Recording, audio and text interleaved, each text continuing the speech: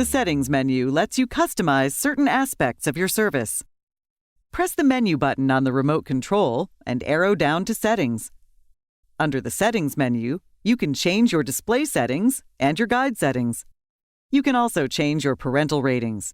If you have a DVR, you can make changes to how you want to display certain settings as they relate to your recorded programs. There is also an Apps Settings section that will be different depending on your video service and will not be covered in entirety.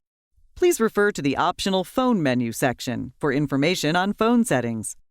Edit Favorites was covered in an earlier section, Working with Favorites.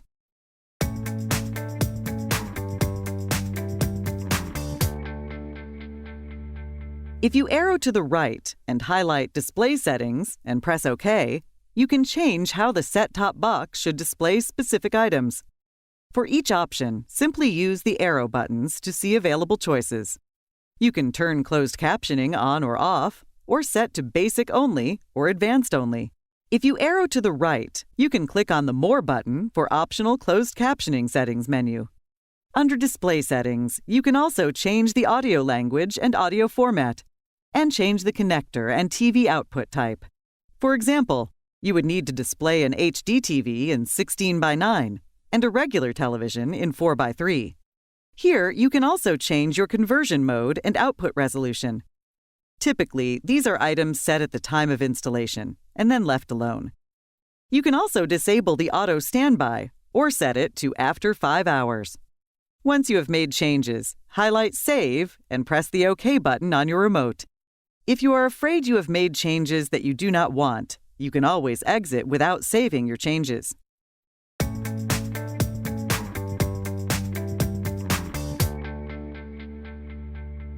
If you arrow to the right and highlight Guide Settings and press OK, you can adjust how guide information displays.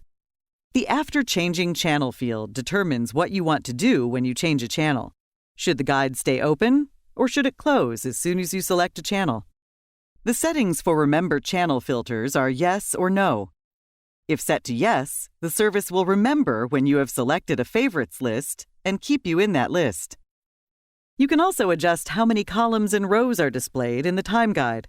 For example, if the guide is set to 3:3, the guide shows less information and the text is a little larger on the screen. If your TV is small, you might want to change to this option. Likewise, you may want to show more information on the screen by setting it to 6 rows and 6 columns, and the guide shows more information per screen with smaller text. It's all a matter of preference. Inactivity timeout refers to how long the service will wait for a key to be pressed before the set-top box times out and closes the menu.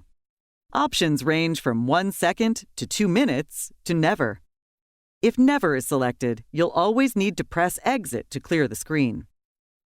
You can adjust scrolling behavior so you can scroll through channels in the guide either by channel or page by page.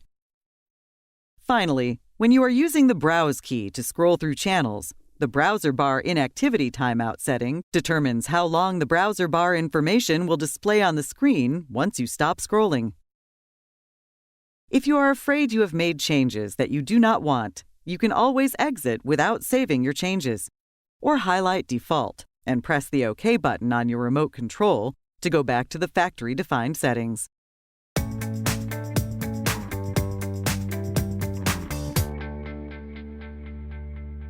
The Settings menu also gives you access to options regarding the recordings on your DVR.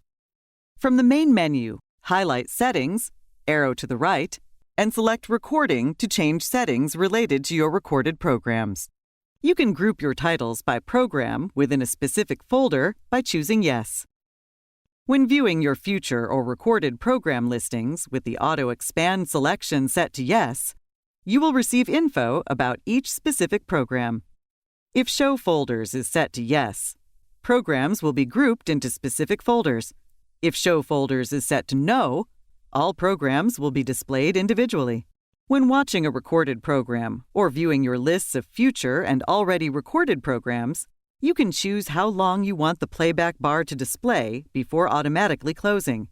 If Never is selected, you will need to press Exit for the playback bar to close.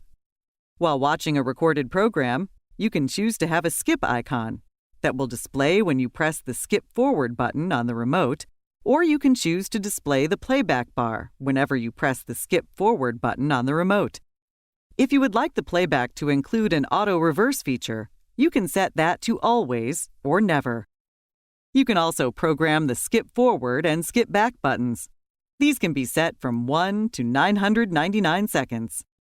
Once you have made your setting changes, highlight Save and press the OK button on your remote. If you are afraid you have made changes that you do not want, you can always exit without saving your changes, or highlight Default and press the OK button on your remote to go back to the factory-defined settings.